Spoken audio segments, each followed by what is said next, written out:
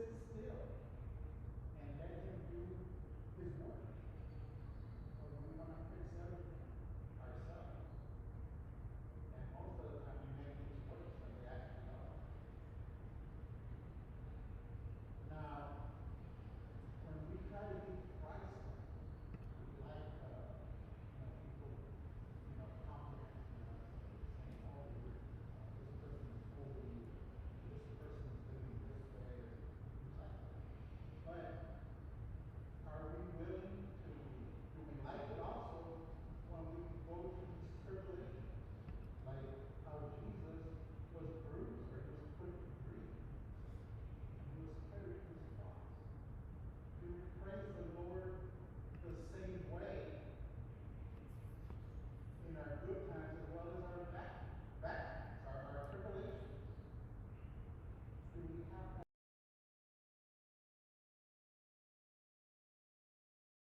And welcome to this Sunday's Bible study. Let's go ahead and start off with a prayer. Heavenly Father, thank you for this wonderful day that you give us, Father. Thank you for your love and your kindness. Thank you for allowing us to be here today to learn more about your word, Father.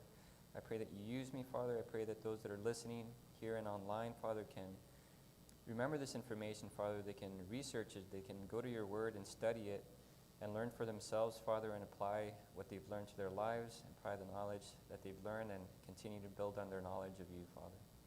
This I pray, Father, in Jesus' wonderful name. Amen. I wanted to start off today we're going to start off in Samuel, but then we're quickly going to jump over to Kings, 1 Kings. But it will start over in 1 Samuel 8:4. We're going to start off here. And 2 weeks ago, I kind of started a little study of, what happens after David and Solomon, right? So we know a lot about Saul and David and Solomon, and at least for me, after that it kind of gets a little hazy, and it's, it kind of drops off, and I get lost a little bit because, as you know, the kingdom kind of divides. It gets divided, and now you're talking about two different kingdoms almost at the same time, right? So one chapter is talking about Judah, the next chapter is talking about Israel, and we're just kind of going back and forth, and if we kind of get lost at any point, at least for me, I kind of lose track, and I can't really understand what's going on after that. So, and also because everybody kind of knows, or at least most people know David and Goliath. They know Solomon, they know Saul. But what about after that? Are we continuing to learn after that? Because there's a lot of lessons to learn after that as well with the kings and what happens to them. But, we don't really focus too much, I think, after that, right? So at least for me, it was a refresher to go back and study what happens after Solomon, right? After he disobeys, God isn't pleased with him, worshiping idols. So, he tells them that the kingdom is going to be divided. So what happens after that? Right? So I just wanted to give a real quick recap. Last time we talked about Solomon's son, Rehoboam, and when the kingdom is split with Jeroboam. But I kind of want to just do a really quick recap, starting with 1 Samuel 8:4. Where did these, kings start off, which a lot of us already know, right? But it says in 8:4, it says, "So the elders of Israel gathered together and came to Samuel at Ramah, and they said to him, 'You are old, and your sons do not follow your ways. Now appoint a king to lead us, such as all the nations have.'" Right? So Samuel was leading them, but they knew that he was getting old, and his children were not going to take over because they didn't follow God's ways, and they didn't want them to take over, right? So they said, "Give us a king just like everybody else. We want to be like everybody else and have a king. We want somebody to lead us, to go out and fight for us."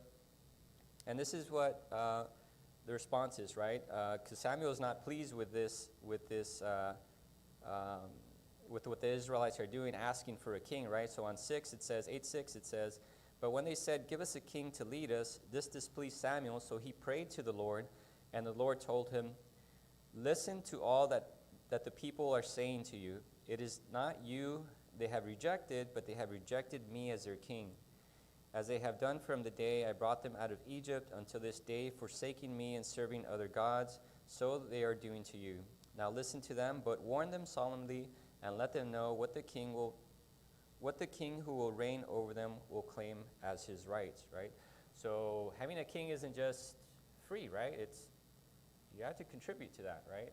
You now have a person who is going to be in charge of you, right? So Samuel sees that when they ask for a king, they're rejecting God as their king, right? Say, we reject God as our king who has been going out and fighting our battles for us. We want somebody, a person, who's a king to lead us, right? So over in 19 it says, but the people refused, right? So they get warned, it says, but the people refused to listen to Samuel. No, they said, we want a king over us. Then we will be like all the other nations, with a king to lead us out and go out before us and fight our battles. Right? So that's where God chooses Saul, who is a man of standing, to be the king of Israel, right? So we know about Saul. We know that he's a man of standing. Samuel anoints him, and he becomes king of Israel. But he does disobey, right? He does disobey God. And over in, let's see here, 13:5, right? We see where he disobeys, where he was told to wait for Samuel, but he's in a war, he's in a struggle, he's getting desperate, he's getting outnumbered, he's cornered, they're hiding in caves, and all of a sudden in 13:5 it says, the Philistines assembled to fight Israel with 3,000 chariots, 6,000 charioteers, and soldiers as numerous as the sand on the seashore. So it looks bad. It looks bad for Saul. He's getting desperate. Where is Samuel? He needs to come down so that he can offer the sacrifice, and then we'll be blessed, and we'll win, right? But where is he, right? And he says, and the soldiers, they went up and camped at Michmash, east of Beth Aven. When the Israelites saw that their situation was critical and that their army was hard-pressed, they hid in caves and thickets among the rocks and in pits and cisterns. Some Hebrews even crossed the Jordan to the land of Gad and Gilead. Saul remained in Gilgal, and all the troops with him were quaking with fear. He waited 7 days, the time set by Samuel, but Samuel did not come to Gilgal, and Saul's men began to scatter, right? So it's the 7th day, exactly the day, how many days Samuel had said for him to wait, right? He had already told him to wait the 7 days. He says, you must wait those 7 days for me to come, right? And if we go back to 10:8, 1 Samuel 10:8,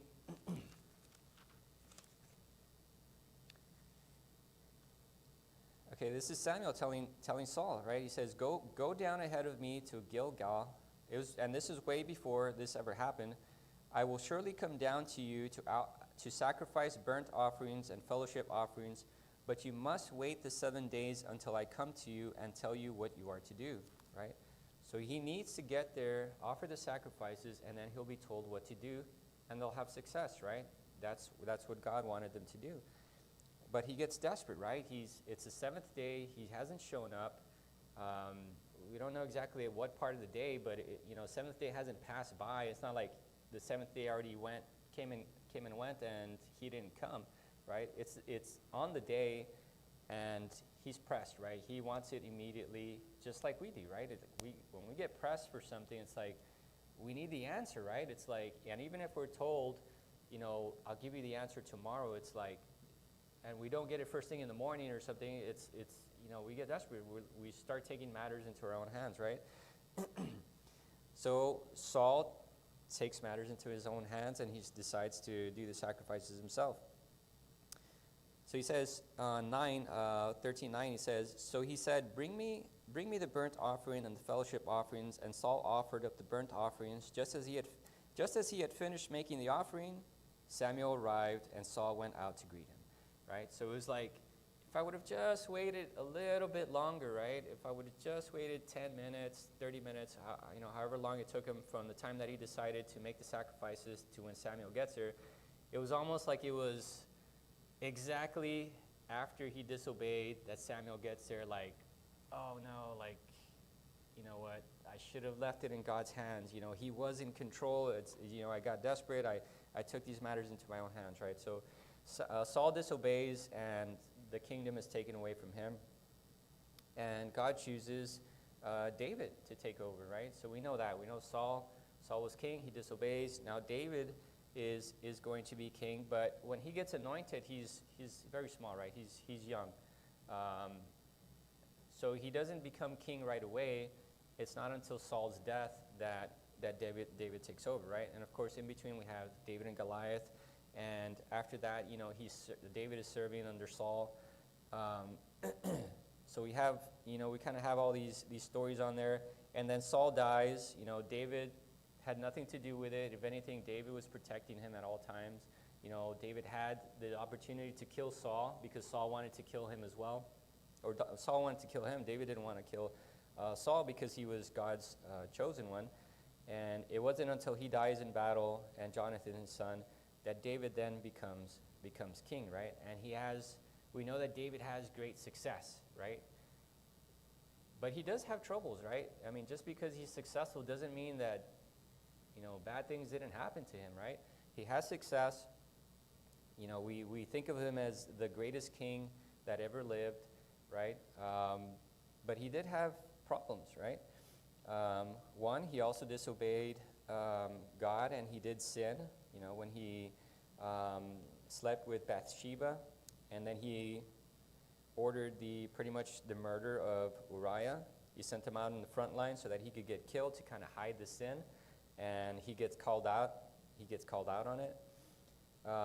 We also have one of his sons, Amnon, who rapes Tamar, and he doesn't do anything about that, right? He knows it. He knows that his son committed, this rape, and he kind of just, he's saddened by it, but he doesn't do anything, right?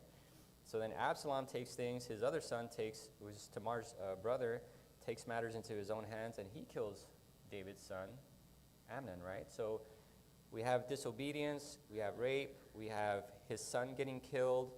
Absalom now has a conspiracy against David, and he tries to take over the kingdom, right? So all these bad things are happening, right, to David. Even though he's the most successful king that we think of, right, he's got all these problems going on, right? So David has to flee, and Absalom kind of takes over for a bit, but then, in those wars, David's commander, Absalom's hair gets stuck in a tree, and then, he gets killed, right?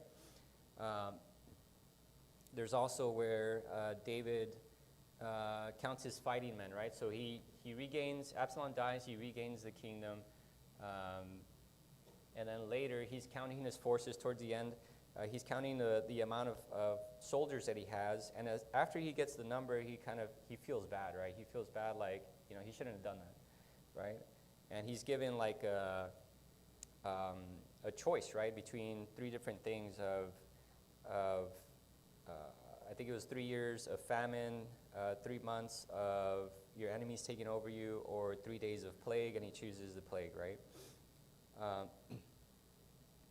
And then you also have, after Absalom dies, Adonijah, his other son, tries to take over.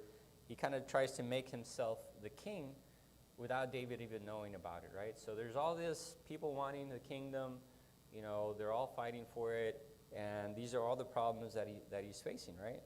So Adonijah says, he's trying to make himself king, but, David decides, no, it's going to be Solomon who's going to be king, and so that doesn't end well for him as well, because then later Solomon has him killed, right? If we go over to 1 Kings 11:4.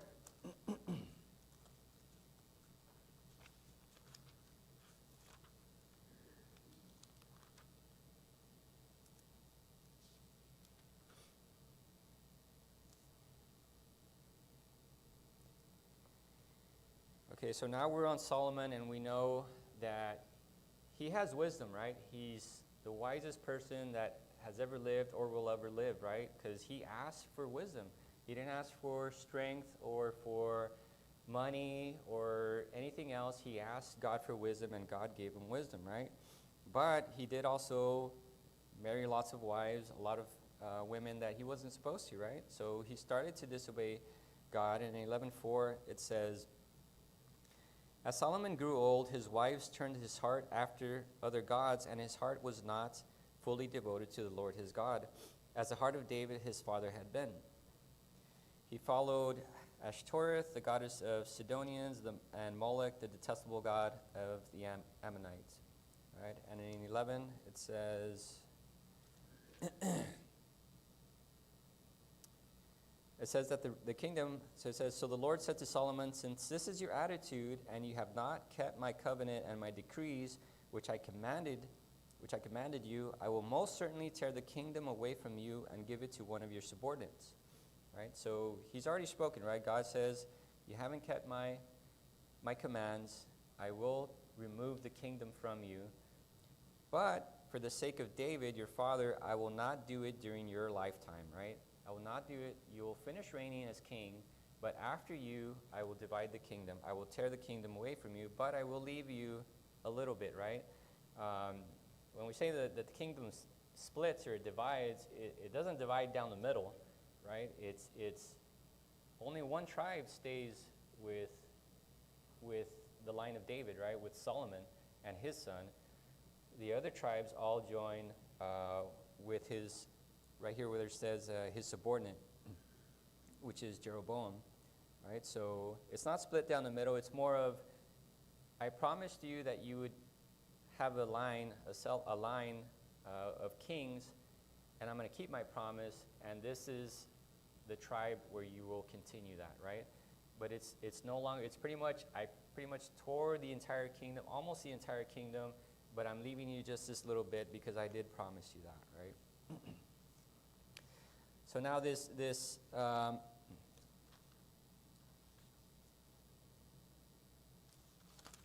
in 11:27 it says, so, this is the account of that kingdom splitting, right? It says, here's the account of how he rebelled. This is Jeroboam, who is Solomon's subordinate, who's in charge of the forced labor, who God has decided to give the kingdom to, right? So this is who the kingdom is going to go to.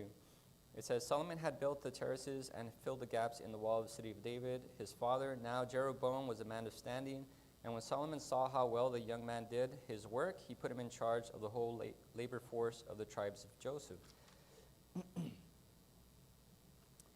It says, about that time Jeroboam was going out to Jerusalem, and Ahijah, which is the prophet of Shiloh, met him on the way wearing a new cloak.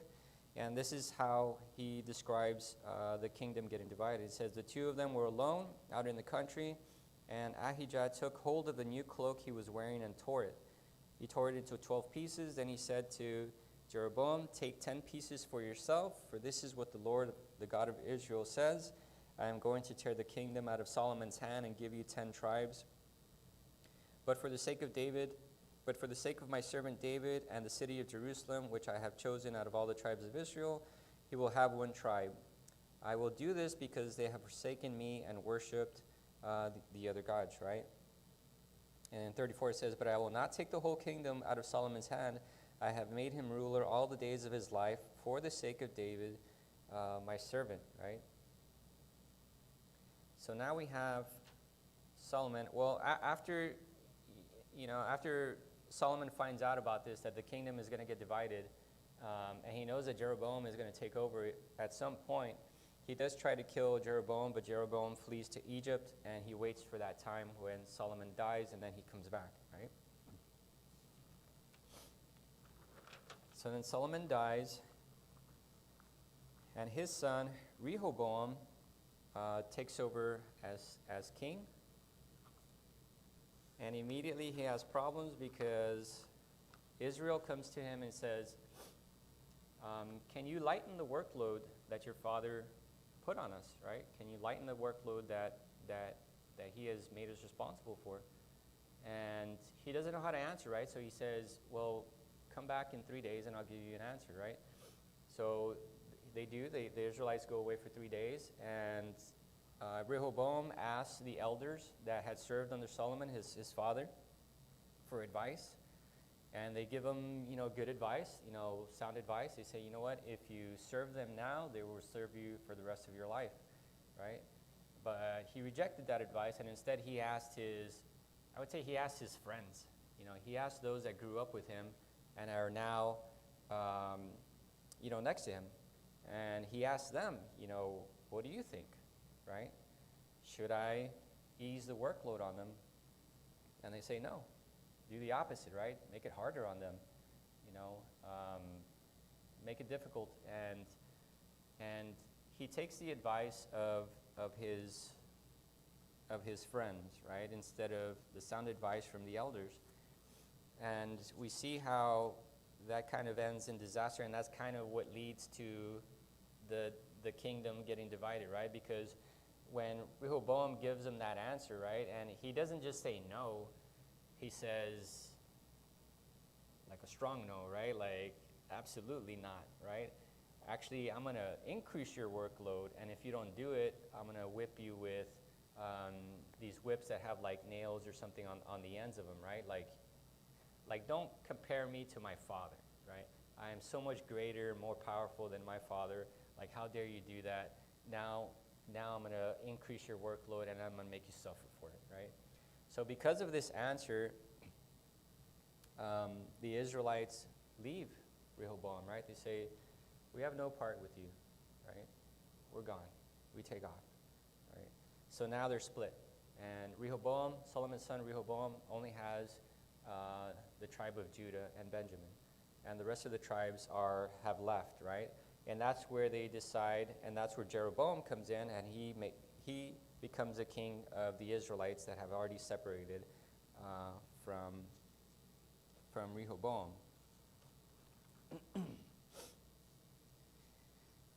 And Jeroboam does,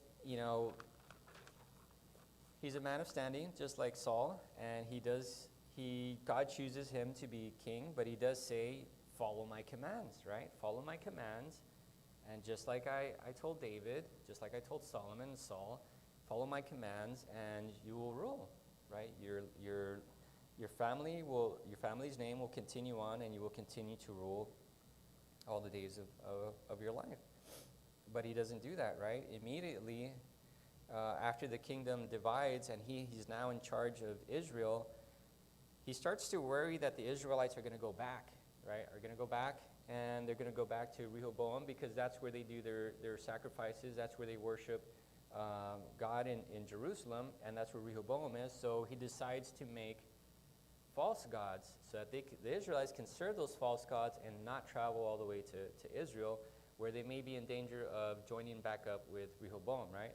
And he says, if they join him, then they're likely to come back and kill me, right? So I'll just make these golden calves. I'll put one on the north side of the kingdom, one on the south side. That way it's convenient for everybody to just go and worship, do your sacrifices there, and you don't have to travel so far anymore. You just stay here. This is where you can worship your gods, right? And he says, these are the gods that you are now to serve, right? And it's very similar to Moses, right? That Moses goes out to the mountain, and in the meantime, Aaron makes the golden calf, and everybody starts worshiping, right? So same thing. It's now you have two golden calves, right? So Jeroboam does this. It does not please God, and God tells him that his kingdom is going to get ripped from him, right? It's not going to end well for him. So in 1 Kings 13 it says, 13:1 says, By the word of the Lord, a man of God came from Judah to Bethel, as Jeroboam was standing by the altar to make an offering. And by the word of the Lord, he cried out against the altar, Altar, altar, this is what the Lord says, a son named Josiah will be born to the house of David. On you he will sacrifice the priests of the high places who make offerings here, and human bones will be burned on you. That same day the man of God gave a sign. This is the sign the Lord has declared. The altar will be split apart, and the ashes on it will be poured out. Right? So, because he puts these two altars and these golden calves, he's just selecting priests out of nowhere. He's just selecting whoever wants to be a priest, and he's okay with it. They go ahead and be those priests, but they're not of the Levites, right? So it's pretty much whoever they decide, right? So it says on 4, it says, when King Jeroboam heard what the man of God cried out against the altar at Bethel, he stretched out his hand from the altar and tried to seize him, but his hand stretched out toward the man, it shriveled up, and he couldn't pull it back in. So then he asked the man of God to intercede for him, and he does, and his hand gets restored. And he tries to invite him back to his place to eat and to be there, kind of to gain sort of favor for him, right? But the man of God has instructions already, and God told him, you are not to eat any of the food here, and you're not to go back. Don't eat, don't drink, and don't go back the same way that you came. Find a different route to go back, right? And then there's another prophet, an older prophet that's there, that hears about it, and he goes and meets up with this man of God that's on his way back home by an alternate route. And he catches up to him and he tells him, come back to my place and have some food and drink, and then I want to talk to you, and then you can head out on your way. And the man of God says, I can't, because I have clear instructions from God that I can't do that.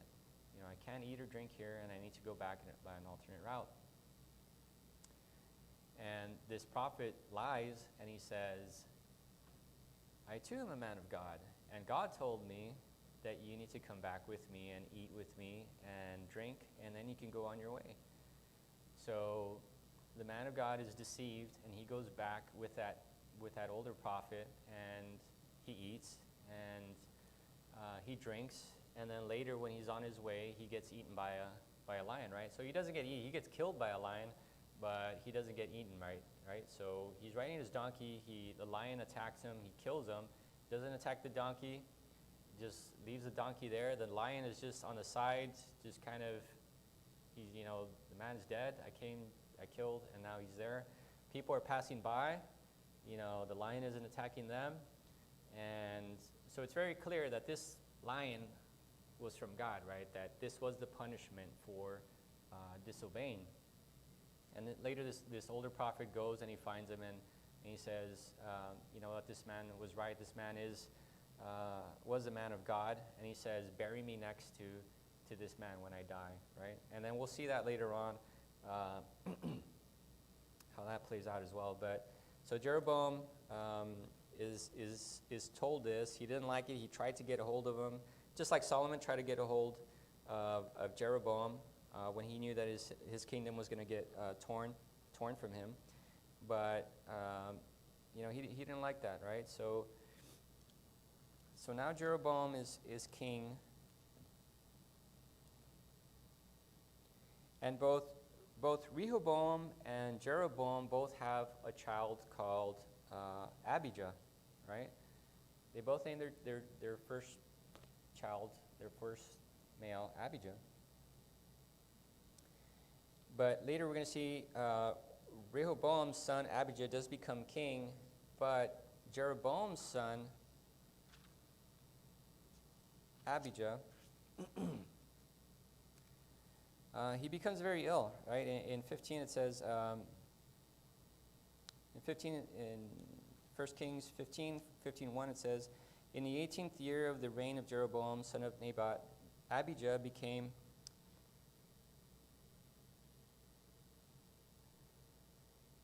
hold on, give me a sec.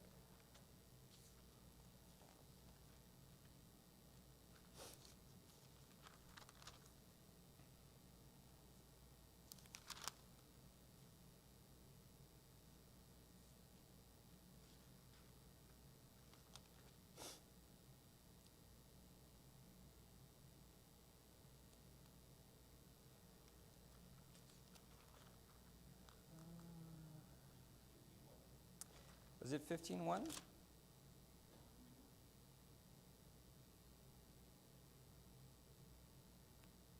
No, I was trying to find the part where his son becomes ill. Oh, it's 14:1, sorry.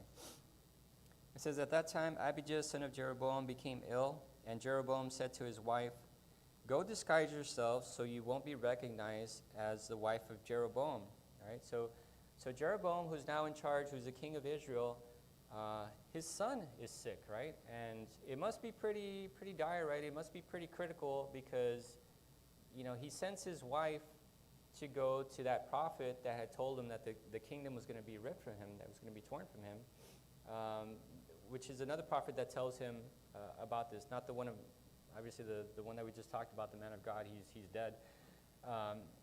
But this prophet's name is Ahijah, right? So his son Abijah is about to die, or it seems like he's about to die. So he tells his wife, go to Shiloh to meet this prophet, so that we can know what's going to happen to my son, right? Because he's getting sick, and I'm afraid he might die, right? But notice that he tells his wife to disguise herself, right, before she heads out, right? Why would you want her to get disguised? Why do you want to hide who you are, right? He knows that he's done wrong, right? He knows that he's disobeyed God. He knows that the prophet probably isn't going to give him good news, because the prophet is a man of God and he has disobeyed God. And I mean, kind of what would you expect, right? So by trying to deceive, to hide it, it's he's kind of trying to deceive the prophet, or in a way kind of deceive God into giving him a blessing.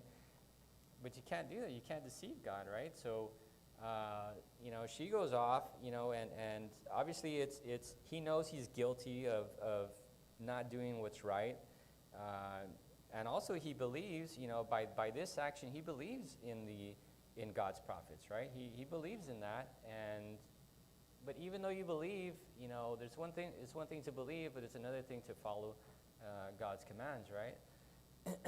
So she goes off to this prophet. Right, and it says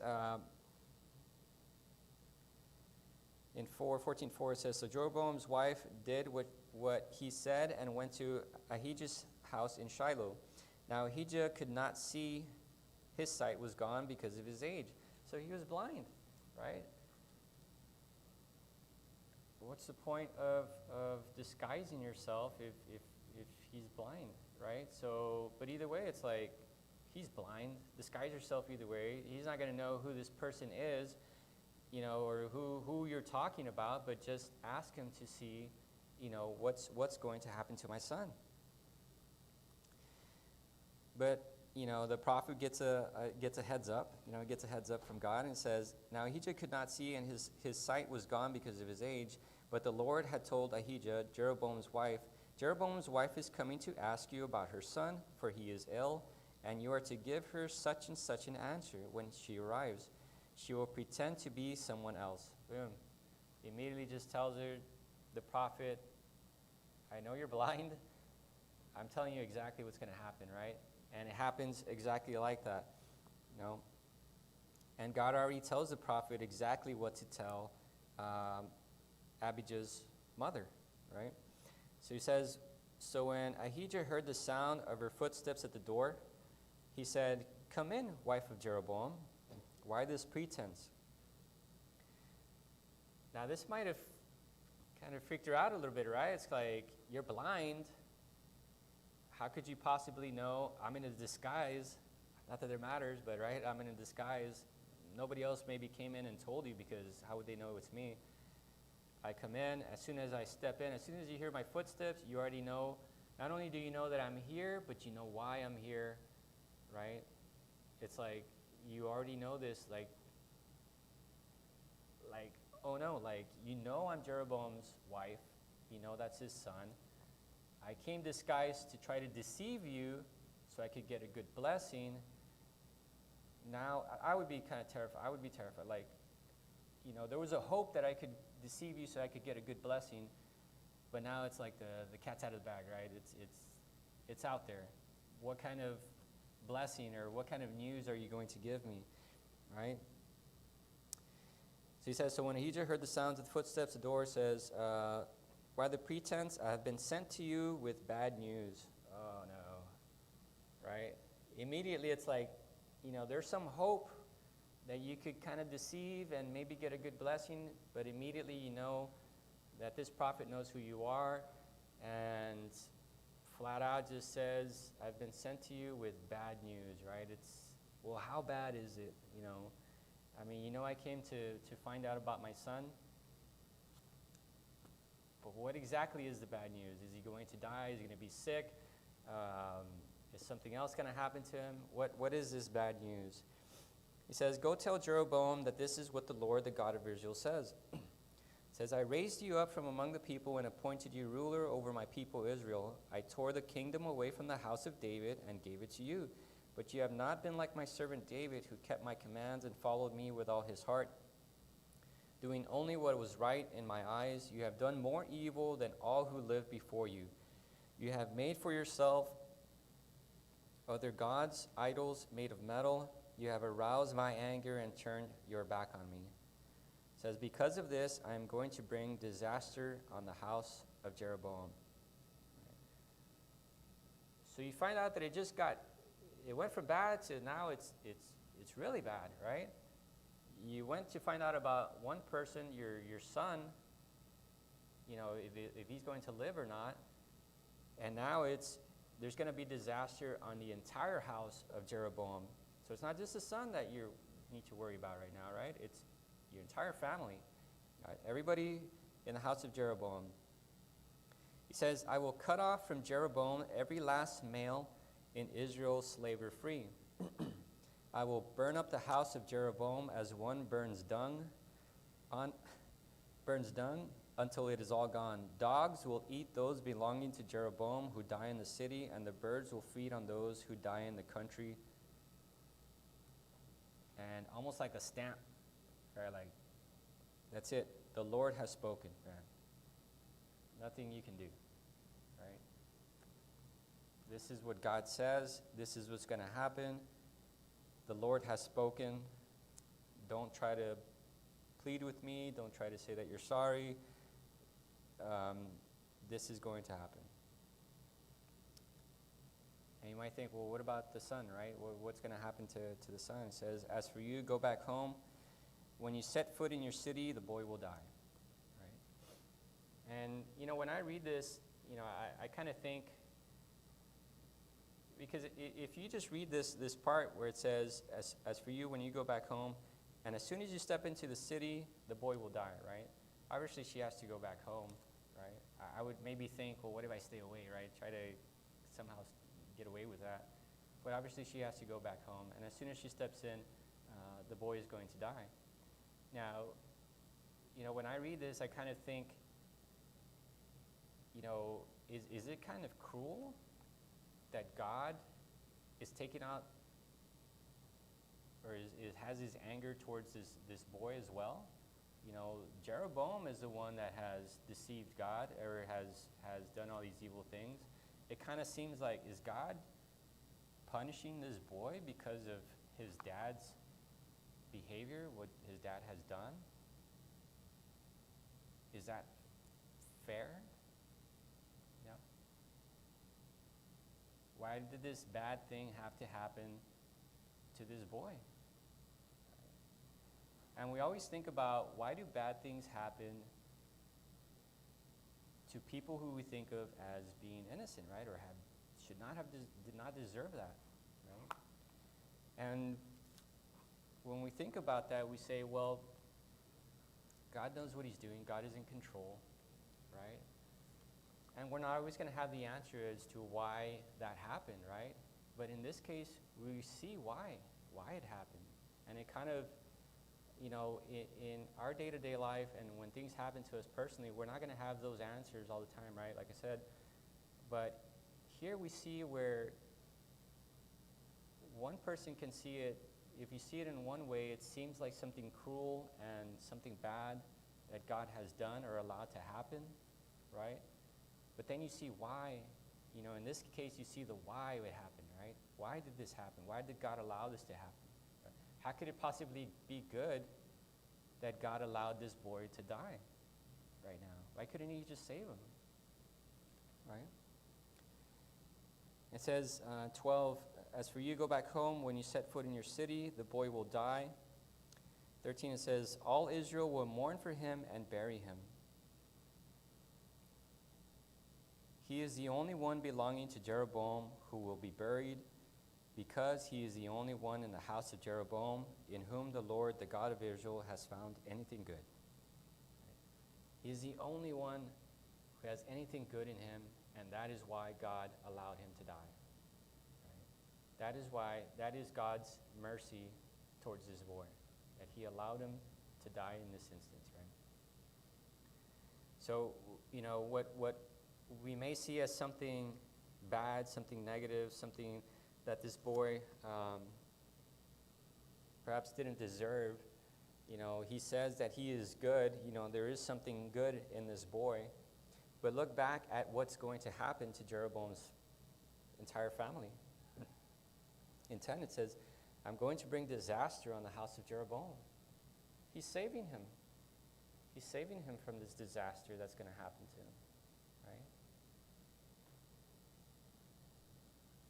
It says, I will cut off from Jeroboam every last male in Israel, slave or free. I will burn up the house of Jeroboam as one burns dung until it is all gone. Right? It's going to be a great tragedy coming soon. Right? And God has chosen to go ahead and at this point, take this boy. He shows his mercy. He says, I will take this boy now.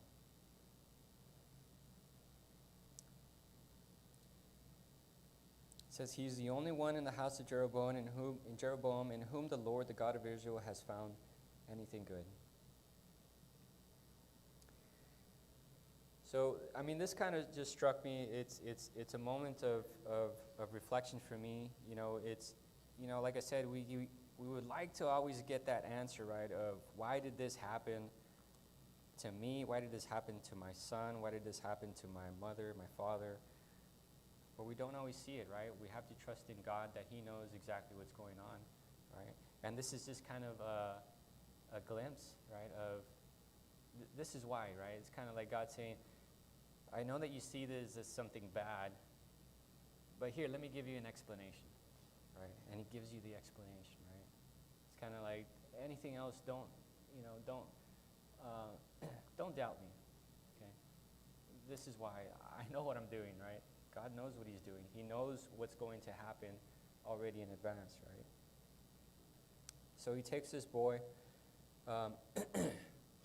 from Jeroboam, and it happens just like that. As soon as the mother goes back, and as soon as she steps, the boy hears the footsteps, he dies.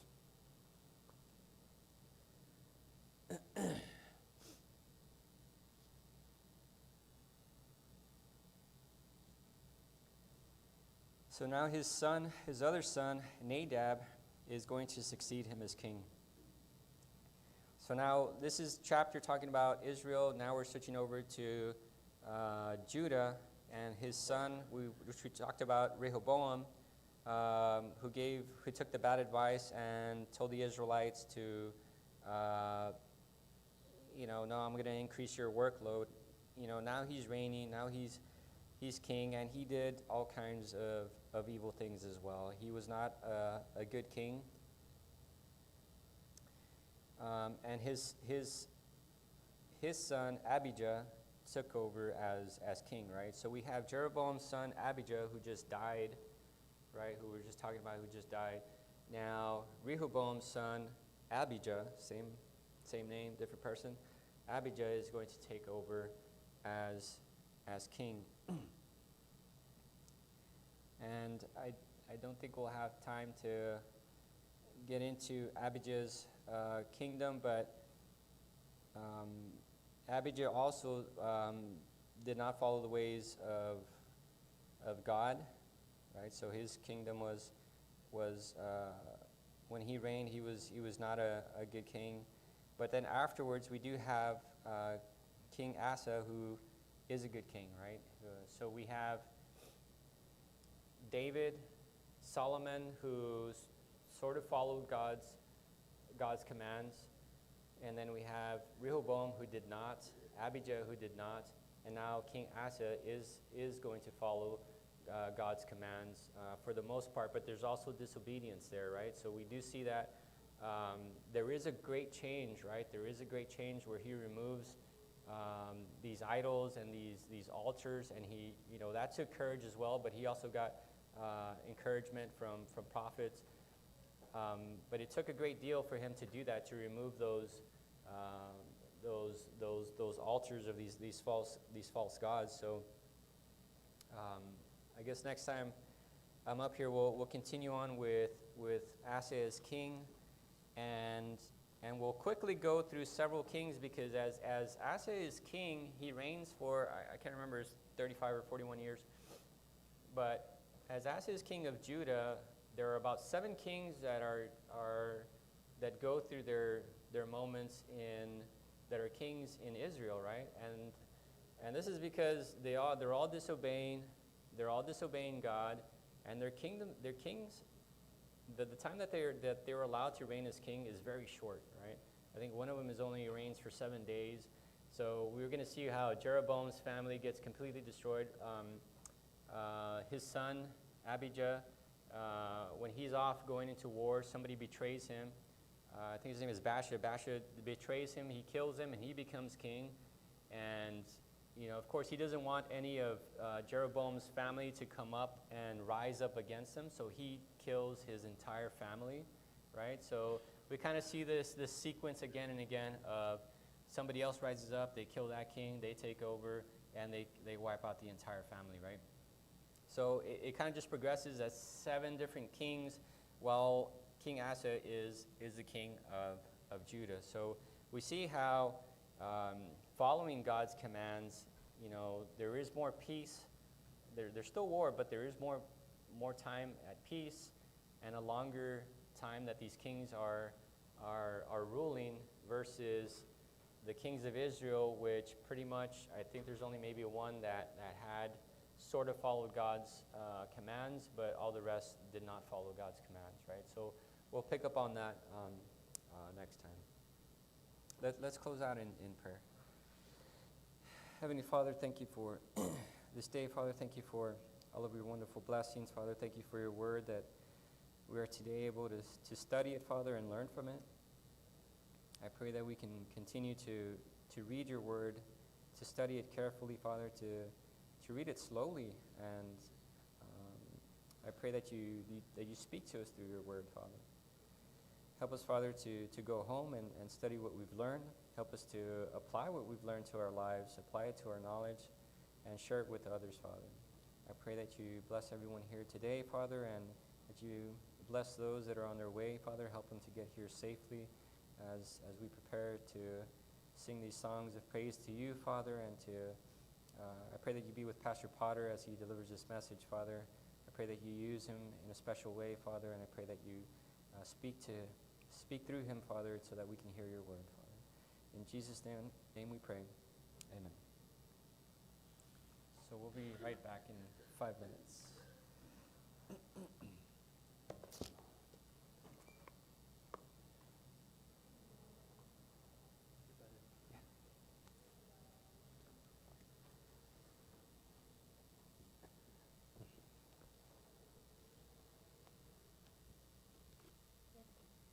She reads back so fast. Who? Not Miss Potter.